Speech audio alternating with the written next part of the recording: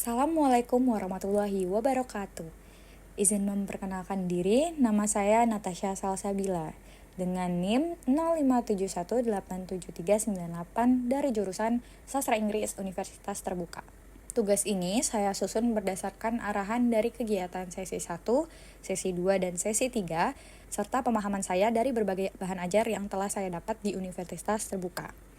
Melalui tugas ini, saya ingin mengulas makna dan pelajaran dari sejarah Pancasila bagi generasi muda, khususnya dengan menyoroti perkembangan Pancasila sebagai dasar falsafah negara. Menurut materi inisiasi Universitas Terbuka, Pancasila adalah fondasi nilai, arah moral, dan sumber hukum tertinggi dalam kehidupan berbangsa dan bernegara. Karena itu, memahami perjalanan dan maknanya menjadi penting, agar kita mampu menerapkan Pancasila bukan hanya sebagai konsep, tetapi juga sebagai pedoman hidup nyata.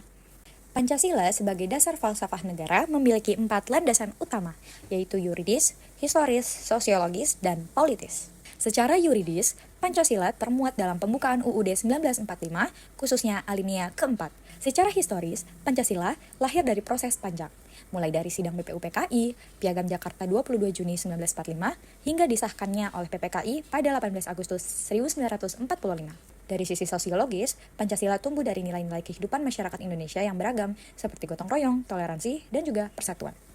Sedangkan secara politis, Pancasila disepakati sebagai hasil kompromi berbagai kelompok bangsa yang berbeda agama dan pandangan ideologi, gunanya untuk mencari dasar negara yang dapat menyatukan Indonesia. Menurut kutipan Amalia Rizky Nur Hikmah, pada materi inisiasi, Pancasila tidak hanya mengatur pemerintahan, tetapi juga menuntun perilaku warga negara agar mencerminkan nilai kemanusiaan, keadilan, dan juga persatuan. Dalam sejarahnya, penerapan Pancasila ini mengalami berbagai dinamika. Pada masa awal kemerdekaan, bangsa Indonesia menghadapi tantangan ideologi lain seperti komunisme dan juga gerakan separatis.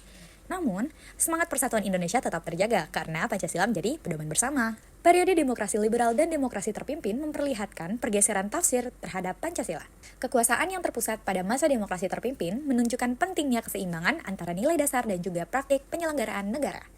Kemudian, pada masa Orde Baru, Pancasila dijadikan ideologi tunggal untuk menjaga stabilitas nasional, meskipun penerapannya sering bersifat formalistik. Bagi generasi muda masa kini, pelajaran utama dari sejarah Pancasila adalah pentingnya menjaga keseimbangan antara kebebasan dan juga tanggung jawab sosial. Saya menyadari bahwa peran generasi muda sangat penting dalam menjaga nilai-nilai agar tetap hidup di tengah perubahan zaman. Dari perjalanan tersebut, kita bisa lihat bagaimana Pancasila bisa beradaptasi. Pancasila mampu menyesuaikan diri terhadap perubahan zaman tanpa kehilangan nilai dasarnya. Inilah bukti bahwa Pancasila adalah falsafah hidup yang dinamis dan juga terus relevan. Sekian presentasi dari saya. Wassalamualaikum warahmatullahi wabarakatuh.